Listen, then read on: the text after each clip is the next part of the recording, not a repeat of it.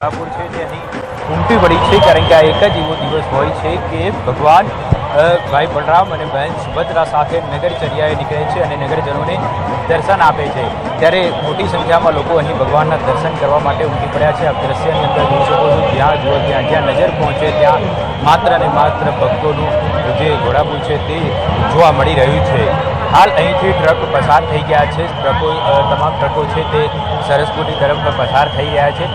ઉપરાંત હવે વાત કરીએ તો જે અખાડા છે તે અખાડાની શરૂઆત પણ અહીંથી થઈ ચૂકી છે। લગભગ 4 થી 5 અખાડા છે તે અહીંથી હવે સરસપુર ભગવાનના મોસળ તરફ રવાના થયા છે અને હાલ જોઈ શકાય છે અહીં જે અખાડાના લોકો છે તેમના દ્વારા જે કરતબો છે તે કરતબો એક રથયાત્રા માટે આકર્ષણનું કેન્દ્ર હોય છે અને તે જોવા માટે લોકો હાલ આતુર બન્યા છે અને હજી પણ મોટી સંખ્યામાં અહીં ભક્તો આવી રહ્યા છે। એટલે જે રથયાત્રા છે તે સરસપુરથી પરત અહીંથી કાલુપુર થઈને દિલ્હી દરવાજા થઈ શાહપુર તરફ રવાના થશે। ત્યારે જે મોટી સંખ્યામાં હજી પણ ભક્તો છે તે અહીં ઉમટી પડશે કારણ કે ભગવાનના દર્શન કરવા માટે સૌ કોઈ આતુર હોય છે। વર્ષના એક દિવસ જ્યારે ભગવાન નગરચર્યાએ નીકળતા હોય છે ત્યારે લોકોનો જે ઉત્સાહ તે અનેરો જોવા મળતો હોય છે।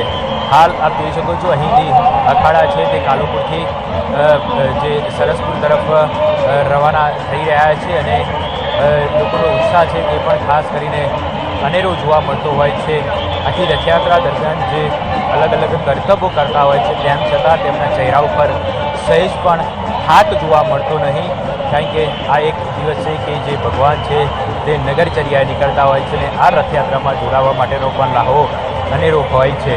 જો પોલીસની વાત કરીએ તો રથયાત્રા દરમિયાન કોઈપણ પ્રકારનો અનિચ્છનીય બનાવ ન બને તેની તકેદારીના ભાગરૂપે પોલીસ દ્વારા અનેક દિવસોથી તૈયારીઓ કરવામાં આવતી હોય છે અને ચાંપતો પોલીસ બંદોબસ્ત તૈનાત કરવામાં આવતો હોય છે। આ વર્ષની વાત કરીએ તો લગભગ 30,000થી વધારે પોલીસ જવાનો, અધિકારીઓ, પેરામિલિટરી ફોર્સના જવાનો તૈનાત કરવામાં આવ્યા છે અને બીજી મહત્ત્વની વાત કરીએ તો ખાસ ટેકનોલોજીનો પણ ઉપયોગ કરવામાં આવ્યો છે। AI બેઝ ટેકનોલોજી ઉપરાંત અલગ અલગ ટેકનોલોજી નો ઉપયોગ પણ ખાસ કરવામાં આવ્યો છે। આપ જોઈ શકો છો અખાડામાં જોડાનાર વ્યક્તિઓ છે તેમના દ્વારા જે કરતબો છે તે ખાસ કરીને જોવા મળી રહ્યા છે અને સમગ્ર રથયાત્રા દરમિયાન આજે અખાડા એટલે તે એક આકર્ષણનું કેન્દ્ર બનતા હોય છે અને તે જોવા માટે પણ લોકો આતુર બનતા હોય છે। તમામ લોકોનો ઉત્સાહ છે તે ભરપૂર જોવા મળી રહ્યો છે અને આખો જે રથયાત્રાનો રૂટ છે તે જય જગન્નાથના નાદ સાથે ગુંજી ઉઠ્યો છે। વહેલી સવારથી જ લોકો મંદિરની અંદર પણ ભગવાનના દર્શન માટે જોવા મળ્યા હતા એટલે ત્યાં પણ મોટી સંખ્યામાં ભીડ જોવા મળી હતી અને આખા રથયાત્રાના રૂટ ઉપર એટલે લાખોની સંખ્યામાં ભક્તો છે તે ભગવાનના દર્શન કરવા માટે ઉમટી પડે છે। સાથે સાથે તમામ જગ્યાઓ ઉપર પ્રસાદ વિતરણ કેન્દ્ર, ભોજનની વ્યવસ્થા, પાણી વિતરણ કેન્દ્ર, છાશ વિતરણ કેન્દ્ર, આ તમામ જે સેવાઓ છે તે પણ કરવામાં આવતી હોય છે।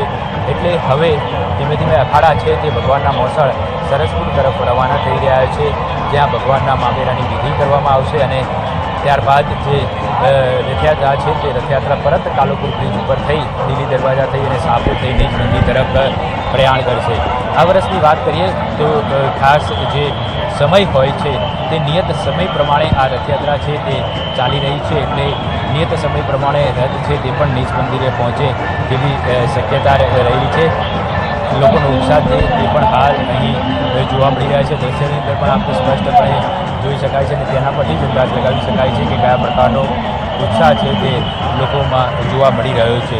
એટલે ક્યાંક ને ક્યાંક જે